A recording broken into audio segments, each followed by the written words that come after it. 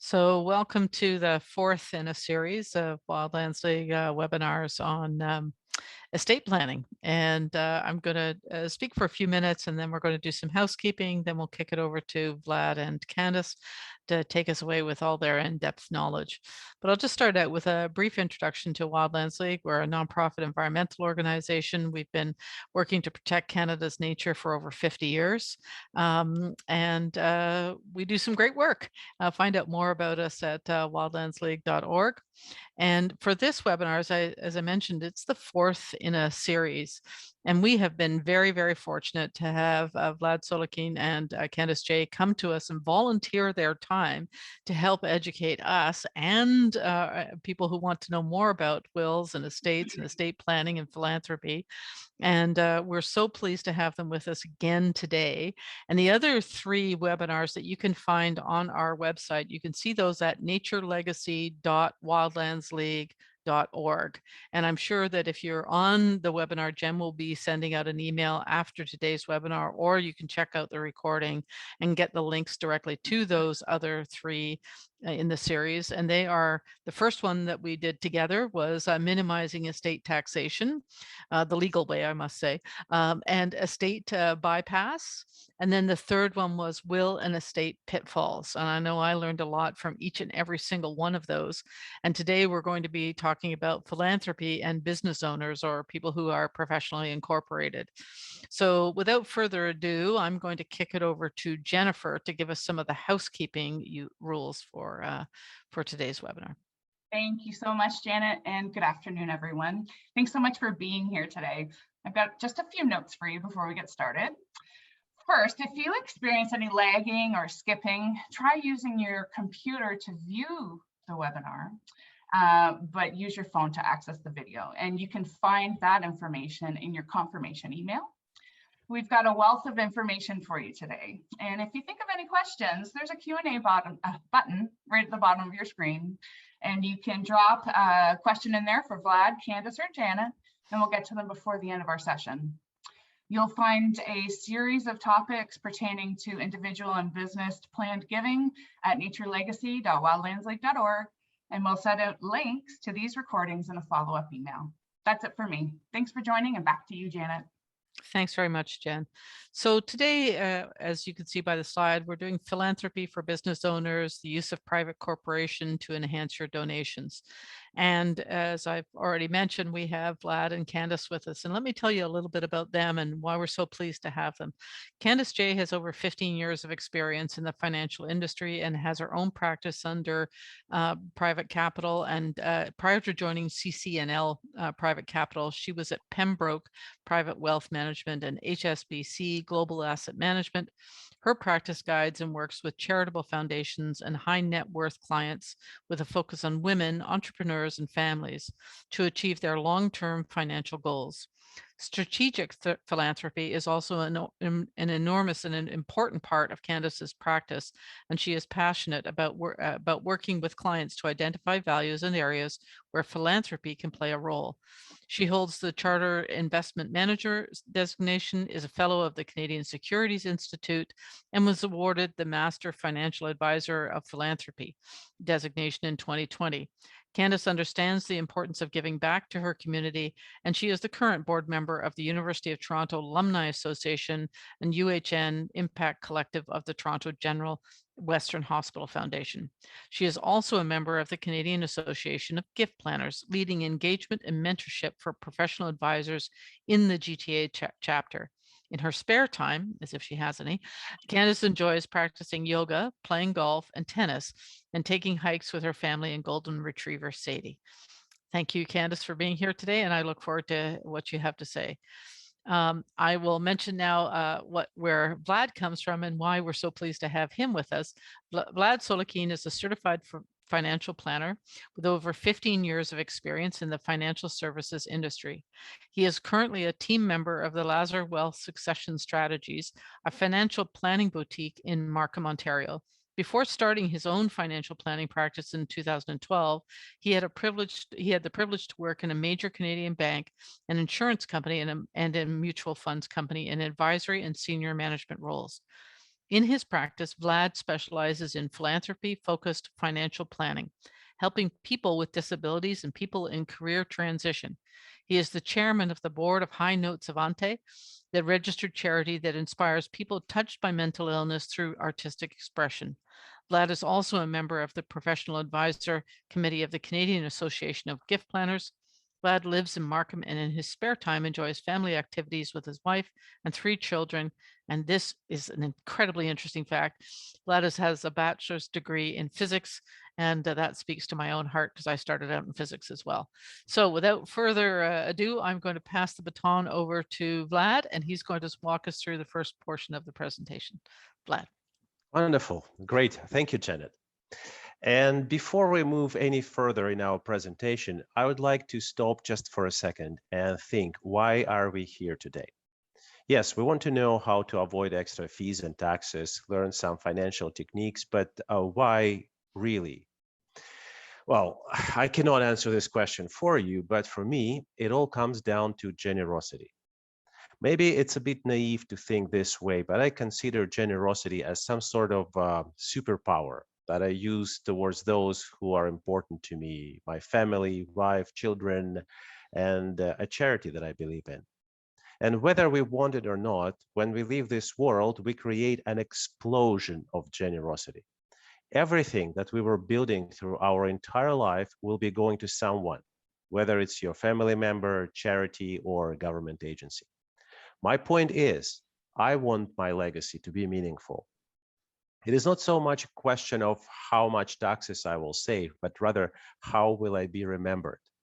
And that's why Candice and I always talk about involuntary philanthropy. It is something that happens to most Canadian estates, even if people don't quite intend to do so. So I'm turning it over to Candice. Let's go to the next slide. Thank you, Vlad, and thank you, Janet and Jen, for having us here today. And hello to all the wonderful supporters of Wildlands League, and we're excited to provide a focus session for business owners. And as Vlad just mentioned, voluntary versus involuntary philanthropy.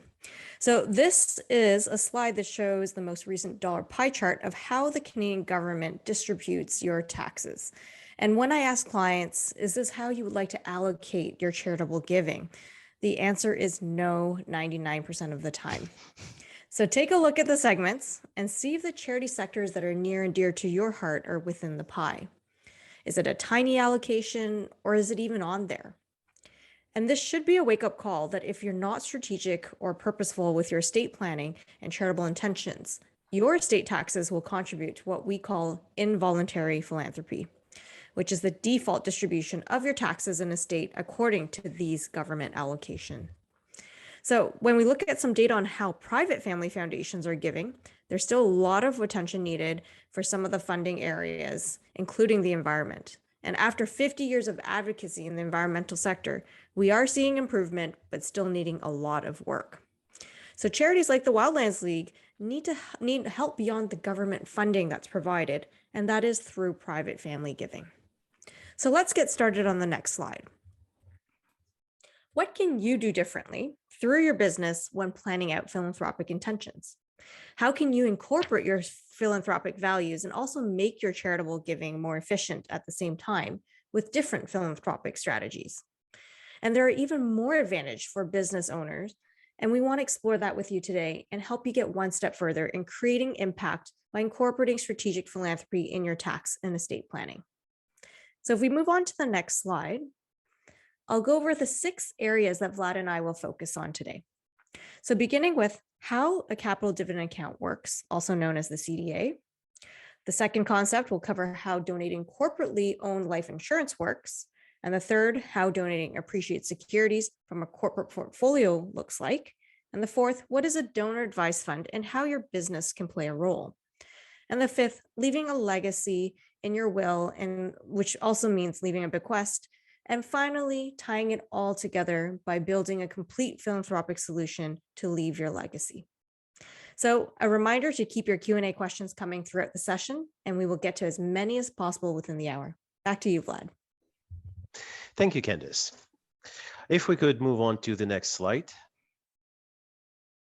And as much as we all want to avoid discussing accounting practices and terminology, there is one concept that we absolutely must discuss today.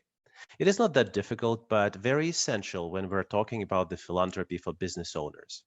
It is the concept of the capital dividend account, or CDA. Because of this concept, business owners could get additional sizable benefits when donating through their corporation. Let's move on to the next slide.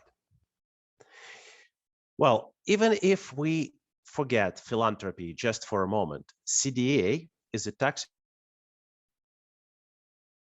that is particularly valued by shareholders of any private corporation. The reason why? When its balance is positive, shareholders receive a tax-free dividend.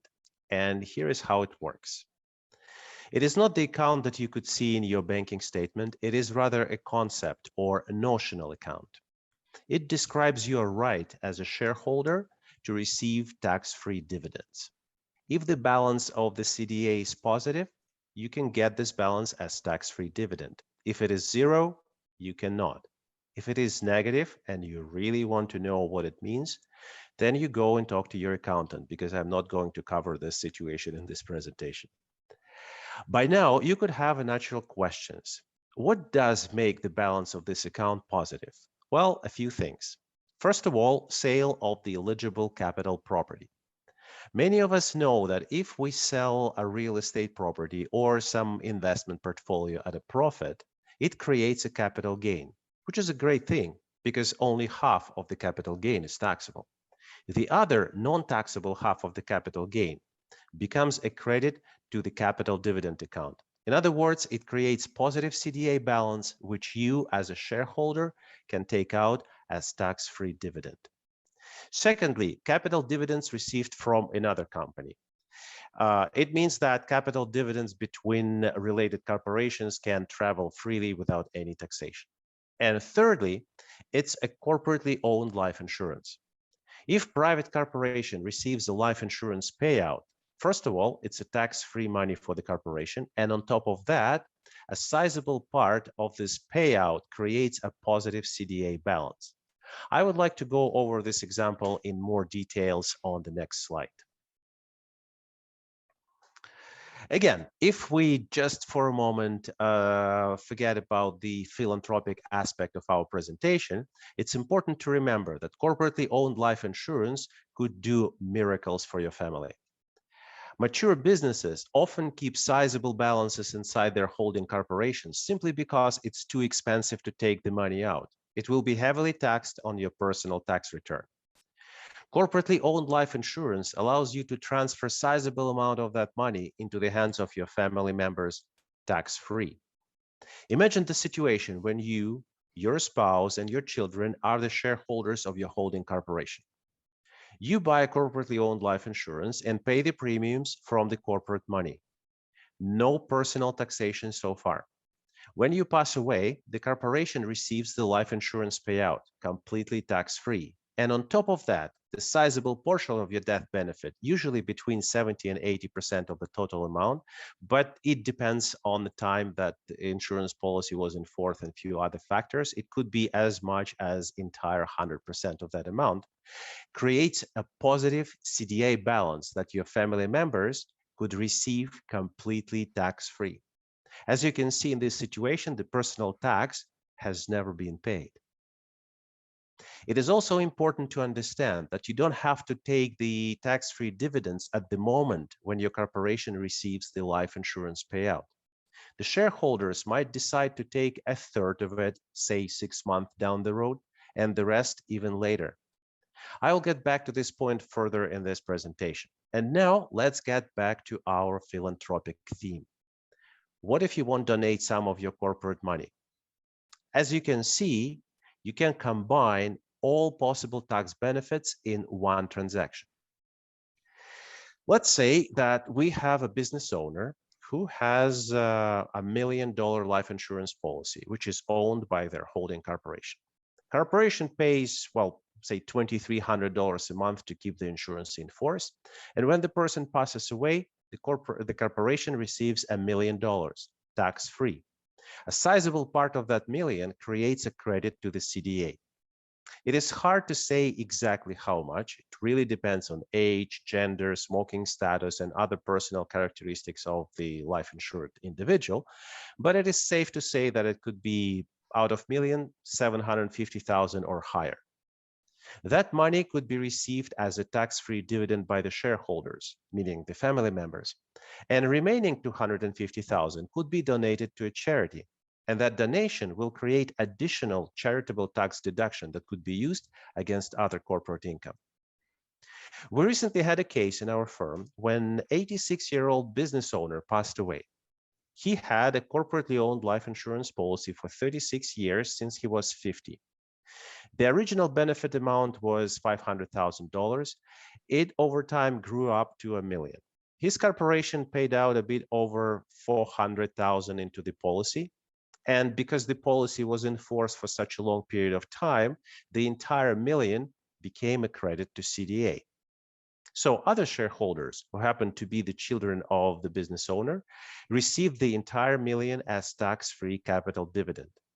They also decided to make a donation from within the organization to the environmental charity, which created additional tax break that they applied against other corporate income. Another example for you. One of our corporate clients purchased universal life insurance policy. This policy requires you to pay minimum amount to keep it in force, but gives you an option to contribute more if you find it beneficial. In other words, it has minimum and maximum monthly premium. So at some point in life, the client realized that they have way too much money in their corporate account, in particular, much more than they could spend in their lifetime. So they started actively depositing that maximum possible premium in their policy, making its final payout much larger. The client is still alive, but the intention is when the client actually passes away, their accountant finds the optimum balance between the money that they are going to donate and the money that they're going to keep within the corporation. And at the same time, by increasing the universal life insurance amount, they effectively increase the credit to CDA that their corporation will receive. Again, I'd like to stress that receiving life insurance benefit, donating it, and claiming tax-free capital dividends don't have to happen all at the same time. When the insurance proceeds arrive into the corporation, they create a credit to CDA. At a later point, your accountant might say, well, it's a great time to donate, do it now. And then, even a few months later, you might decide to take tax-free dividends because it works well for your family. So the whole process is very flexible. And that is why when it comes to the corporately owned life insurance and its use in the estate transfer and philanthropy, I call it an offshore account on the Canadian soil. Of course, it's a joke, it's not offshore, but really the tax efficiency is directly compared with those accounts in Cayman Islands, except you don't have to bother with the offshore complications and all the legal risks. It's all a CRA approved life insurance technique. Now I'd like to pass it over to Candice, who will explain another amazing example of the corporate philanthropy. Let's move over to the next slide. Thank you, Vlad. And for mine, it's onshore, but I just want to talk a bit more about how the Canadian government has really created one of the most favorable tax regimes to encourage charitable giving in the world. And in 2006, the Canadian government announced some donation guideline changes, which further incentivized Canadian taxpayers to donate by eliminating capital gains on donations of appreciated securities that are publicly traded in your non-registered or corporate accounts. So, for example, if you had bought some Apple stock in your numbered company around 10 years ago, you'd be very happy with the gains, but also feel a little bit trapped because you have to pay tax on those gains. So let's move on to the next slide and I will show you an example. By donating your highest capital gain security of stocks or mutual funds or even land directly to a charity without selling it first, which is also called donating in kind, it creates a triple benefit for business owners, and that you will receive benefit number one, a tax credit based on your donation. Number two, you do not need to pay the capital gains tax on 50% of the gains. Number three, These two benefits apply by donating appreciated securities, and business owners get that third benefit, which is that the value of your capital gains donated frees up in your capital dividend account for a tax-free withdrawal. And as Vlad mentioned before, the capital dividend account is very important. Everyone seems to want to be getting those dividends out for tax-free. So this is part of the strategy and what we want to go with. So on the example on the screen, you picked one of your highest gain stocks, which is that 50,000 Apple stock in your holding company with a 10,000 original purchase price. And you decided to gift this to your favorite charity, the Wildlands League. So you still get the same tax credit as a cash donation of $50,000, but you get a secondary benefit of not needing to pay capital gains tax on that stock. And the third benefit is that the capital gains of $40,000, which is the $50,000 market value minus the $10,000 purchase price, is being released to your capital dividend account for a tax-free dividend.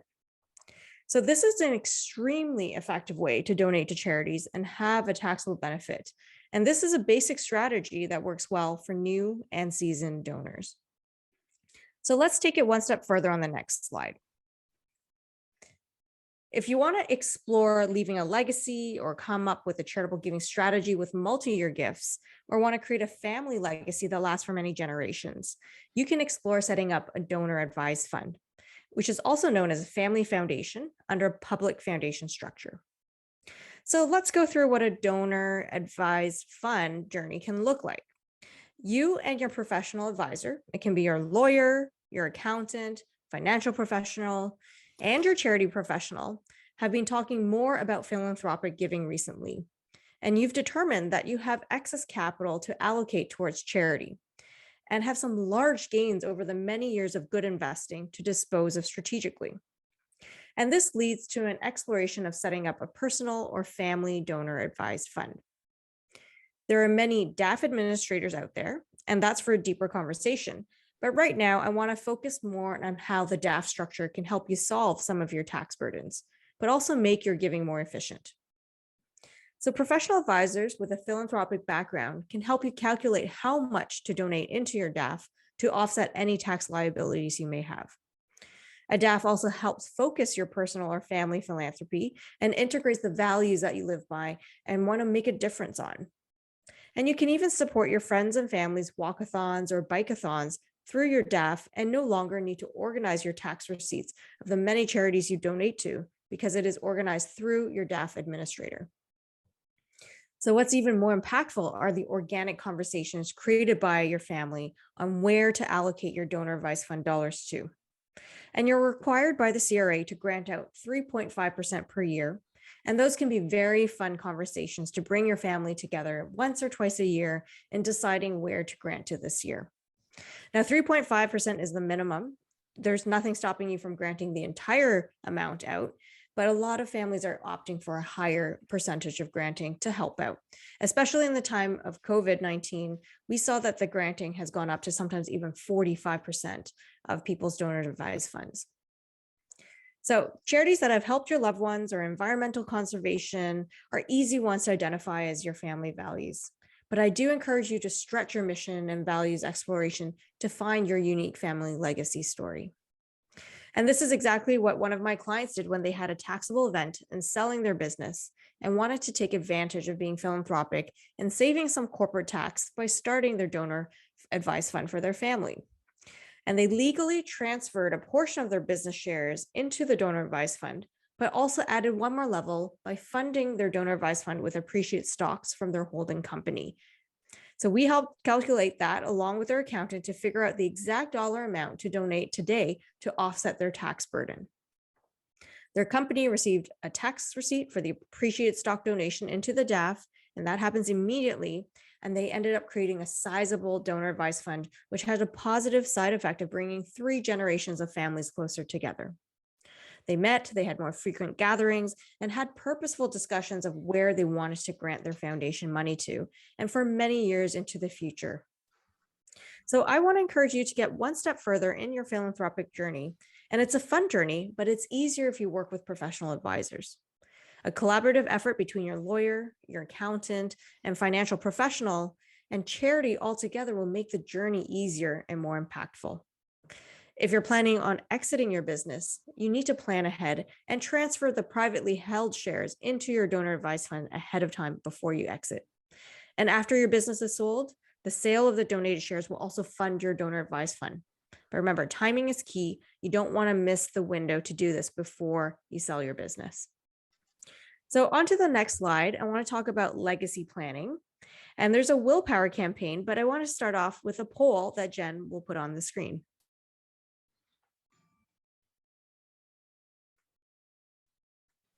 So I'll give you a few and one more minute. And Jen, let us know when you have all the answers in.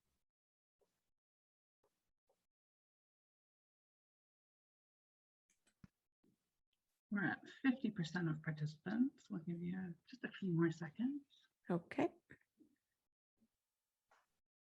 If people are too shy, it's okay just to say I think so. We'll just end the poll there. Okay, that's okay. Here's our results. Oh. All right. So, I mean, this is exactly in line with the data from the statistics that we receive. So the national campaign in Canada called Willpower is led by the Canadian Association of Gift Planners Foundation. And over 50% of Canadians do not have a will. And there is going to be a lot of conversation to encourage Canadians to create and update and leave a charitable gift in their will. And Wildlands League is a proud supporter of the campaign and a listed charity on the Willpower site. And given that Vlad and I are both founding partners of Willpower and listed professional advisors for the campaign, we did want to touch on it a little bit more. And so we know from studies that only 5% of Canadians leave a gift in their will. With the Willpower campaign, the long-term goal is to have 8.5% of Canadians leave a gift in their will by 2030. So I know this sounds like a very long time and a really small 3.5% increase, but that small increase will generate $40 billion to charity. So that's 40 billion with the B. That is a huge amount. And what we want to make sure people understand is that you don't need to choose family or charity, but you can choose both.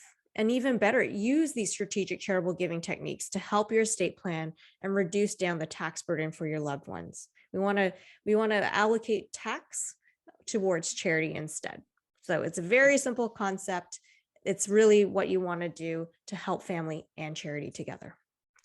So I know a few charities that started with legacy land donations. If you're in a situation where you have land in the picture, don't hesitate to support some of the land donation options too. And that can get quite complicated. So work with the professional advisors and the charity experts to help with that process.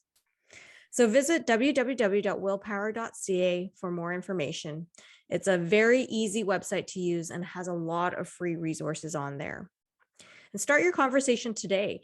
And we work collaboratively with other Willpower advisors to make sure estate is planned out purposefully. So I'll pass it back to Vlad now and continue on to the next slide.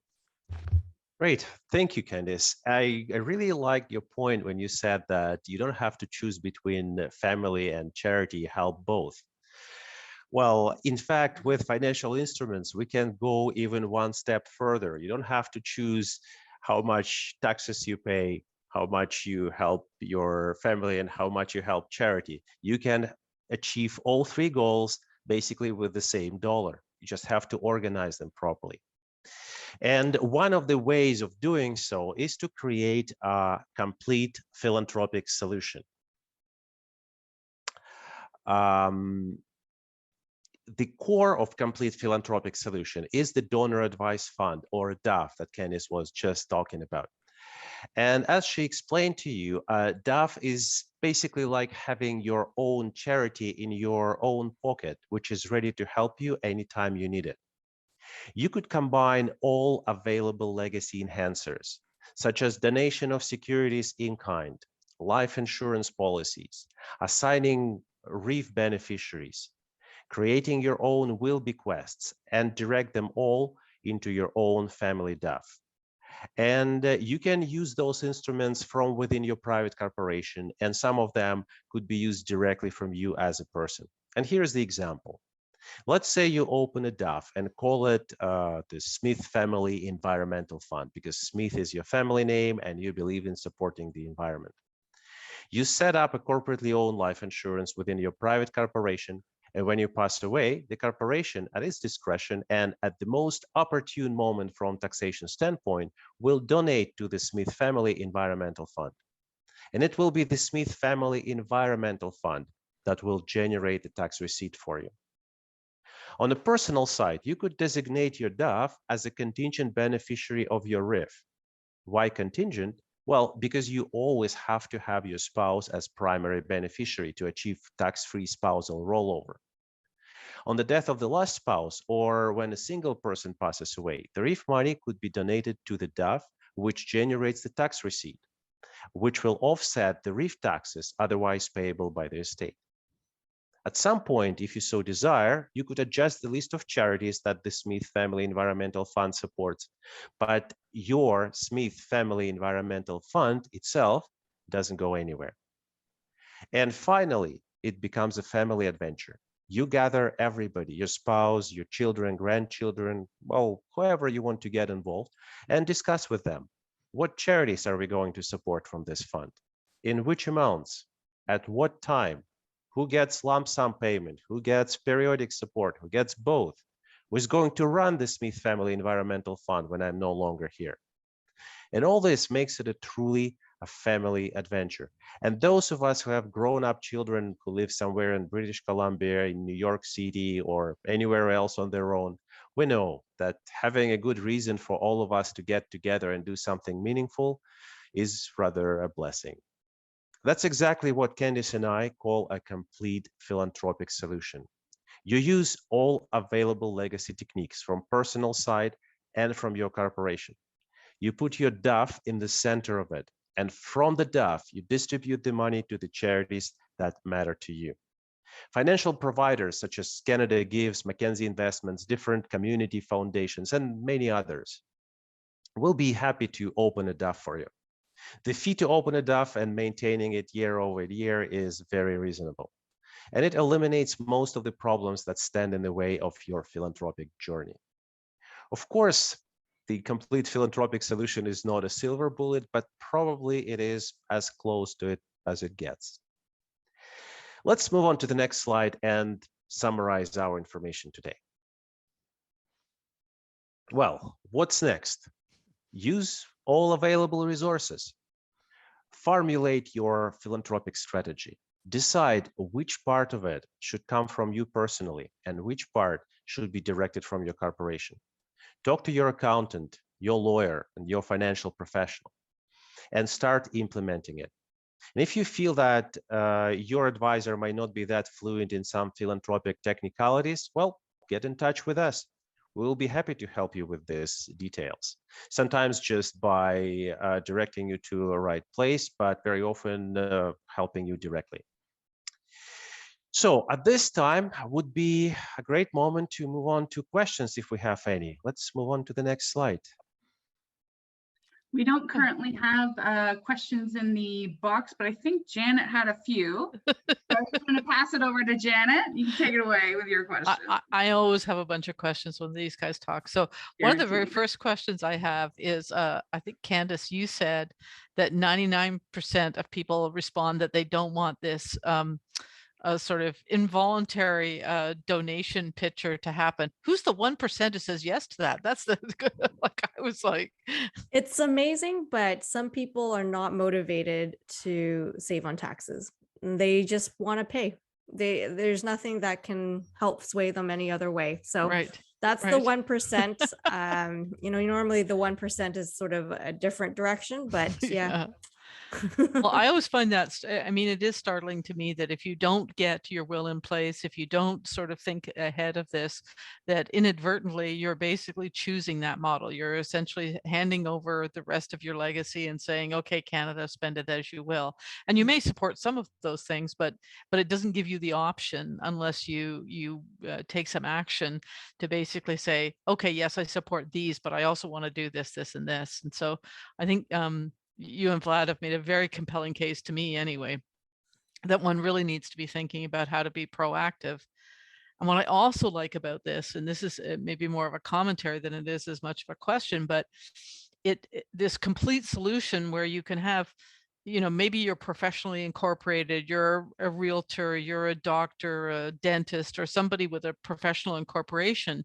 And you say to yourself, well, I earn a good living, I have some children, or maybe just loved ones in my life, or I have a cause that I care about, mental illness, or it could be kidney disease, or it could be Wildlands League. It could be anything that you care about. And you say to yourself, well, I want to make sure that, when I shuffle off this mortal coil, that my intentions still go forward and I'm still influencing and making the world a better place for the next generation and the next generation to come.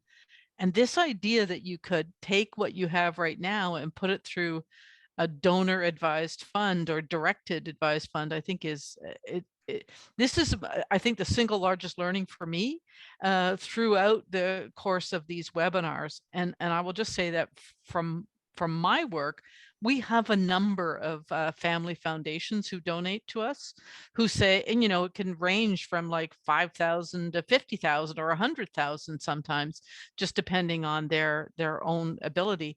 But you could, when I meet with them, I get a real sense of what you and Vlad both talk about, that that fund may have been started by their grandmother, and they're now still administering that fund. And it is this sense of continuity and commitment to those issues. They might have branched out, like, we're going to fund dance, and we're going to fund the arts, and we're going to fund the environment. So you might have 3 different family members who are now on that board and have said, this is the makeup of our, and it has an identity and a personality, and it usually embodies a little bit of the original person who conceived of it.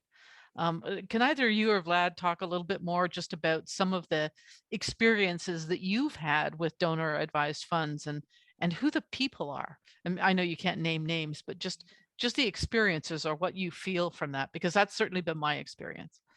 I think Vlad and I both have really great family stories to share. I'll start off, and you're right. It is the generations, and what better reason is there to spend money inside of there for good? Like, this is one of the most fun things you can do as a family. And thank you, grandmother, grandfather, or even a generation above, for starting it. And the great thing is, a donor advised fund is still invested professionally in there. Think of it as a registered account, like an RSP or TFSA, that is housing it. So you're not paying tax on it. It's growing exponentially. So hopefully you actually have more to spend over the years, and you can keep passing it through the generations. And so those are the ones that seem to continue on. And surprisingly enough, it's become the more preferred vehicle. Even private family foundations are switching to donor advised fund structures because it's easier. It's easy to maintain. The family only needs to worry about the mission and the values that they want to accomplish, instead of worrying about the administration, having like all these different, hiring lawyers and accountants and like giving out tax receipts. Like, you don't have to do that with a donor advised fund. So these are the really wonderful legacy parts of the conversation that happen. And it's really fun when you have, a young grandchild who's saying, I love being in nature and I want other kids to have this experience. How can we help mom and dad? And then they'll figure out ways about conservation or where they want to allocate to that. Mm-hmm. Mm-hmm. Do you Well, have any and stories you want to tell? Definitely. I have, like, my favorite story, quite recent one. I had a conversation with a lady that actually originated after one of those webinars, and she has always been a supporter for environment, and she was supporting charities. She was involved in one of them very heavily. And what happened that she happened to have a very large registered account, RRSP. You know that there is a spousal rollover. When spouse passes away, then RRSP money goes to another spouse tax-free. And that's exactly what happened. That couple, they both had pretty sizable RRSP accounts. They had corporate pensions from their career. And then husband passed away. And all that money rolled over into a single RRSP for the wife. which seems to be good at first, but then you realize, wait a minute, when I'm forced to take money out at the age of 71, not the amount that I need, but the amount that government prescribes, it will be like 50,000 per year more than I need that will be taxed and basically wasted. Yeah. So we started working on that. And here comes that interesting moment that if you make a withdrawal from your RSP or RIF, it's taxable, unless it's a withdrawal for charity, because charity, unlike any other recipient, can give you a tax receipt that offsets this. So you can really increase that efficiency. And with that, we were able to create a pretty sizable life insurance policy for charitable purposes that was funded by RIF money, but tax-free because it was charitable. So here comes the Duff story. The life insurance policy was very sizable, surprisingly sizable for the lady who started that conversation. And she looked at it and she said, like, oh my God, but I honestly, I'm afraid to give it right now to one of the charities. With all due respect, what if my relationship with them deteriorates in 10 years? And that's what she said. Yeah. And it's a legitimate point. That's why we decided to include DAF in there, that we put it in. We prescribe certain structure right now that it will support this charity and that charity in this amounts. And God forbid relationship deteriorates. It's not the matter of changing the whole structure and playing again with your RIF, with life insurance, with this and that. No, you just go and you change a beneficiary on the DAF. So I found that this structure simply empowers donors. You don't have to have these limitations. You have your philanthropic vision and you don't have to be limited. Yeah. And that's to me, that's the power of DonorAdvised Fund. We've also seen, I think you both mentioned this, or I think Candice, you'd mentioned it for sure during COVID, a number of family foundations and DAFs have come to us and said, you know, this is we recognize that it's a challenge for environmental groups and charities. So we're going to restructure a little bit, and we have the money that we normally give away to support the programs, et cetera. But we'd like to actually be thinking about how do we support organizations to adapt to the new reality. And so that's actually been very, I think a very surprising, and I was both surprised I hadn't thought of that, and then really pleased that I had seen it in action, and just how thoughtful the philanthropics community was in terms of their thinking about this. So I just wondered if either of you had anything to offer on that, because I personally was really touched by that. Yeah, and COVID created a resurgence of people thinking about their estate mortality, the reality of what's happening. And Vlad and I have never been busier in these last 2 years. So it's created the conversations where they were actually willing to act now instead of thinking about it for 4 years. They're actually going ahead and doing it because they're like, oh my goodness, what happens if I get sick? And that has been a side benefit to charities. Like, you know, COVID has been a terrible time and terrible for lots of people. But in the end, we also have seen that charities are getting finally the attention in the areas that they've been asking for so long. And now they're finally going through it. So it's worked out really nicely in that sense that people have acted quickly. They've acted more. Like I was saying before, it's not just 3.5 that they're trying to somehow save up and grow the DAF more. They're actually spending it, and they want to, there's a lot of advocacy out there of spending more than 3.5% for people who are in that position. So, you know, 49% was sort of that number that the DonorAdvised Fund administrators are saying they gave out in the last year. That's incredible. Like versus that is incredible. Normal time. Yeah.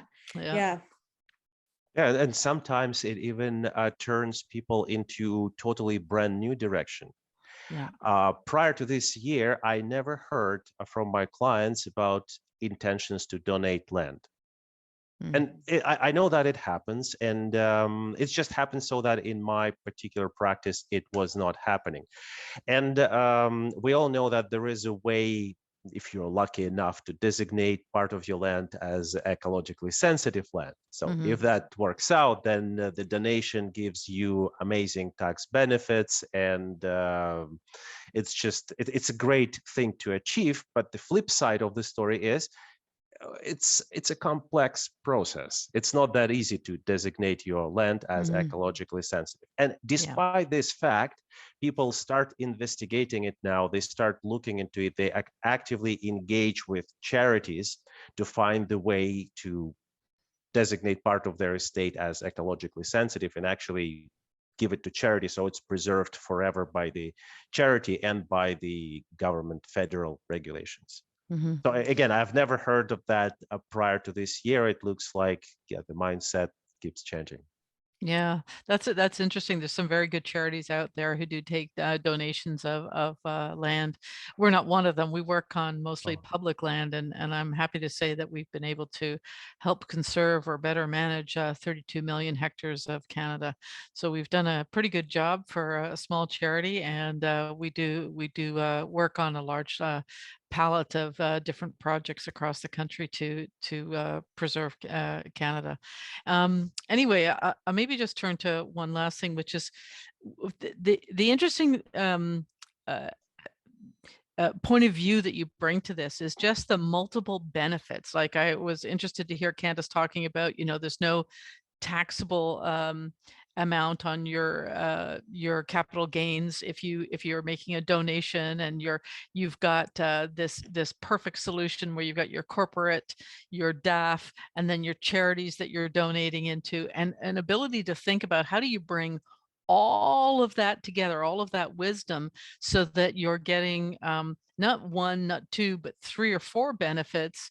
And they are not the benefits that you could get as an individual person, but you get those because you've got this corporate structure and you've got a DAF and you're using the tools. I mean, we joked about it being offshore, et cetera, and the life insurance one I just love. But it's this idea that you're using all of the legally constructed tools in Canada, but you're taking advantage because you're packaging them. And I think that is actually one of the pieces that is so strong about your presentation. Anybody want to comment on that? Because that's the one thing that just blows me away when I look at this. Yeah, I mean, it's a complicated thing to think about in general. Like, I think even just general finances overwhelms people. Yeah. And now you're adding on to the whole other layer. So a lot of people probably do some of these strategies individually, but as you said, Janet, once you put them together, it's even more impactful. It really, really hones down to, what is the focus that you want to do, instead of worrying about all the different components and did I do this right, or do I have to do this year? No, instead you fund the DAF, and then you're able to really focus on the legacy aspect and explore that and have fun with that. So it is a complex way, but it can be very simple too. And working with good people, with the charities, advisors who know what they're doing, it just makes it super simple. And I just see relief fall off of people's shoulders whenever this is done, setting up and the fun that they're just going to have and can think about that instead. Well, and I think it also gives a certain sense of confidence that it's kind of like structured. It's structured giving. So you're not, I mean, we talked about something very simple, right? Like, if you have a number of young people in your life, you're looking at, oh, you're doing this marathon, let me write a check for that. Oh, you're doing a bake sale, oh, let's me do, and this kind of creates a structure through which every ask that you get asked about, you can make a decision and it can go through your DAF. The tax receipts are generated. You've got the money there. It's kind of designated. Whereas if you're being asked, should I take it out of my pocket every week or every month or however long that is, it's more about, well, can I do it right now? And this actually creates a structure through which you can be giving that money and know that it's sitting there for all of these charitable donations that you want to do throughout the year. So I like that aspect of it as well. Jen, do you have any other questions? Because I know I've been hogging the mic, and I've just no, been I didn't have any more questions. Okay. I just you Maybe know, we just covered everybody's questions by the dialogue that we have. But if we do have any additional questions, we'll make sure that they get to Vlad and Candice. And I can speak from personal experience. They've been very helpful in helping a number of people who want to think about this issue further and to come through Wildlands League. And we're happy to make sure that you can get an introduction there, and they'll either help you with their information or find somebody for you or send you in a direction where you can get more information. They're incredibly knowledgeable and very, very generous with their time. And I'm not suggesting they'll do everything for free, but I'm suggesting that you can start there and they'll have a conversation with you. And we've been really blessed to have their intellect and their ability to add to our conversation and certainly help us understand how all of these tools can work in such a positive way. I'll invite you both if you have any final comments that you would like to make today. Well, I'd like to encourage people to share their vision. There is sometimes this idea of not putting all eggs in one basket, and it's a good principle. It's a good principle, but if you go too far in that direction, you start making plans with your accountant, then some other plans with your lawyer, then some other plans with your financial professional. And when it comes to such a complex area as estate transfer, and having your personal finances and holding corporation and maybe operating corporation all together, it's good finally to bring all the pieces together. You have to share the plan. You have to make sure that everybody understands the aspects of it and everybody works for you to implement your philanthropic vision. Mm-hmm. Unfortunately, every once in a while, both Candice and I, we find the situation when it's not the case, and it's very sad to see great intentions and sometimes even great financial resources not working to a full capacity. Absolutely. I can certainly speak to that. My own mother passed away without a will, and that was one thing that actually drives me in my work for Wildlands League, is to really help people make their determinations with an end-of-life document in whatever capacity, and to help them create their legacy for their lives. I just wanted to add that, you know, my own personal insight. Candice, I'll pass it over to you for last words. That's so important, Jennifer, and thank you for sharing it. It's work that needs to be done, and people don't realize how much. And a lot of people say, well, I don't feel like I have that much money that I need to put so much attention and planning. But yes, you do. And what you want to do is actually help your next generation and make their lives easier too. So the only thing I really have to add is that you have the wonderful folks, Janet and Jennifer at the Wildlands League. They are a wealth of knowledge, and use them to have these discussions with. You know, a lot of people worry about talking to charities and that they're going to bother you, but no, that's not the case. It's, you know, they want to help, they want to give you resources to continue on your journey, and they will only be involved as much as you want. So don't hesitate to do that. And they need to know that they have to be able to plan out what Wildlands League is going to be doing for the next 20, 40 years. So it's very important to talk to them and use them as a resource. And we're just so thrilled to be here and to help people on their philanthropic journey. So thank you. Thanks, Vlad and Candice. And I will conclude with saying that's absolutely true.